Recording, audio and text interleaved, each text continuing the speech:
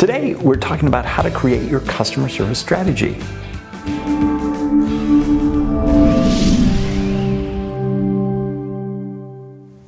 Hi, it's Tom Jackobs with TomJacobs.com. Make sure that you are subscribing to my channel so that you get updates every week on new videos that I'm producing every single week on customer service, on sales, on how to be a great business owner.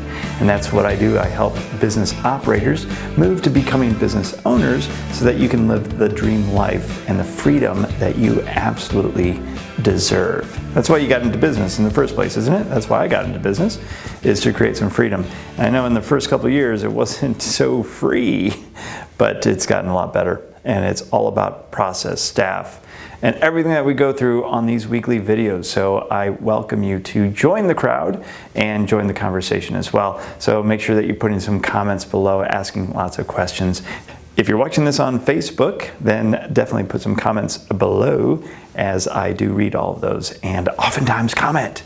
So anyway, let's get right into it. How do you create a customer service strategy for your business? And why? Well, why would you even want one, right? You might be asking, well, that's just another piece that I have to have. Well, it is important to communicate to your staff what your strategy around customer service is and why that is important to you.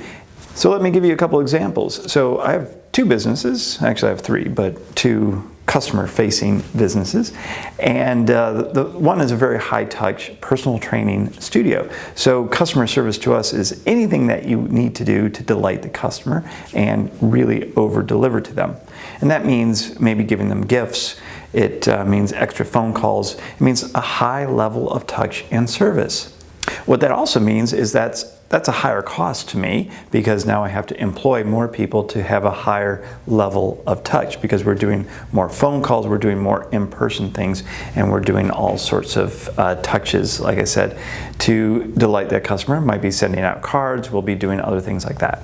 So that's one strategy. First of all, delight the customer. That's why I tell all of my employees, do whatever it takes to delight the customer and make sure that they feel happy. The second is, now what's the strategy that we carry out that delighting of the customer? So we might send out gift cards if we mess up their billing or something like that. We might send out, well, we definitely send out birthday cards. We send out anniversary cards. We send out, I'm sorry your pet died cards as well. So little life events, marriage, we send out little gift cards for people getting married as well, because that's important that we recognize life events and create that high level of touch in that business, because it is a high personal training. So there's a lot of interaction with our clients, and I want to keep that alive, and I want those clients to feel really special when they're here. So that's our strategy, is to delight the customer, and then I've laid out a strategy step by step of what I expect out of the employees to do, and given some examples of what they might be able to do to delight the customer, like phone calls, emails, but definitely staying away from as much electronic as possible, because people get really bombarded with that. But doing the cards, doing the emails, doing the phone calls, doing gift cards and things like that is a high level of touch. Costs me a little bit more money, but it is a higher level of service that we provide, and we charge appropriately for it. The second business I have is more of a group training facility, and so it's larger group.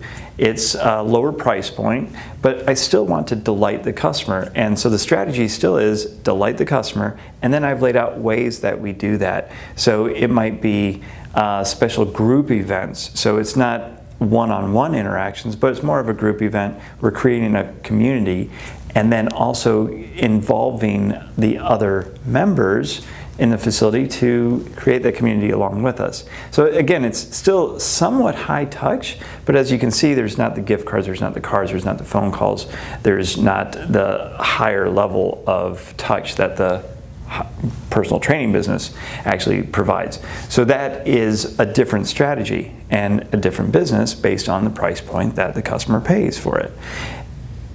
Having that strategy lets your employees know kind of what the sandbox is to play in. You don't want to dictate necessarily, but give them tools to be able to implement customer service at the level that you as a business owner want to provide. And in this day and age, in this economy, I would highly suggest that you are providing a very high level of customer service, and you have that strategy in place, and you have all of your employees buying into that customer service strategy, because ultimately your customers could get the same service down the road for the same price, more price, less price, but why are they sticking with you? And most likely it's because of the experience that they're getting from you, and that's, my friends, client experience. And that will keep you in business for a very long time, and you'll be able to get a premium for the service that you provide, because it's something special that they aren't able to get anywhere else. So those are my little tips for this week in creating a client service strategy.